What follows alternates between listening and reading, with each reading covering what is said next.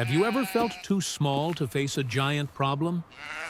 Well, there was a boy who was also seen as weak, hopeless, powerless. But he had something no one could see: faith.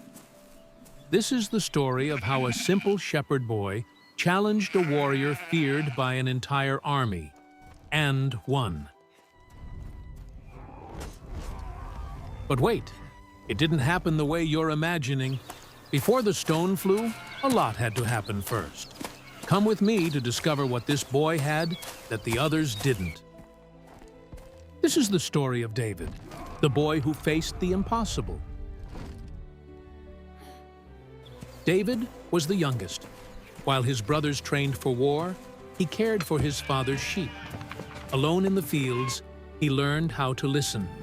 The sound of the wind, the roar of a lion, the silence of God. It was there, in solitude, that David grew strong, not on the outside, but within.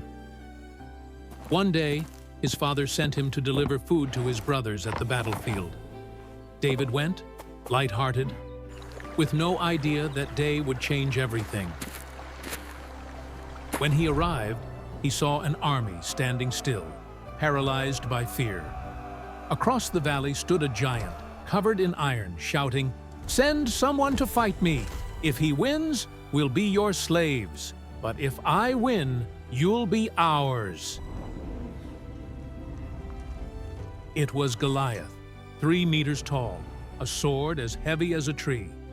And no one, not a single man, had the courage to face him. David looked around and asked, "Why isn't anyone doing anything?" The soldiers laughed, "Because we're not crazy." And they laughed even harder when David said, "I will."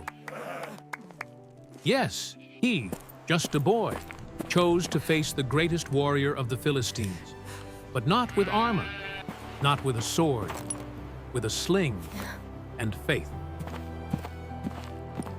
Saul, the king, tried to dissuade him, but there was something in David's eyes, something no one could explain. So the king gave in. On the battlefield, the crowd held its breath. Goliath laughed, loud, arrogant. "This? A boy? With sticks?" David stood firm and calmly replied, "You come against me with a sword, but I come against you in the name of the Lord." Silence. Then David ran. He spun his sling. 1, 2, 3 turns. The stone flew, and everything froze. 1 second. 2. Goliath fell, like a tree crashing in the forest. A roar of shock. Then silence. David had won. But it wasn't just with the stone. It was with courage, with faith, with the certainty that no matter how big the problem is, God is greater. Sometimes we think we're too small. But when you believe, the impossible becomes just another chapter of your story.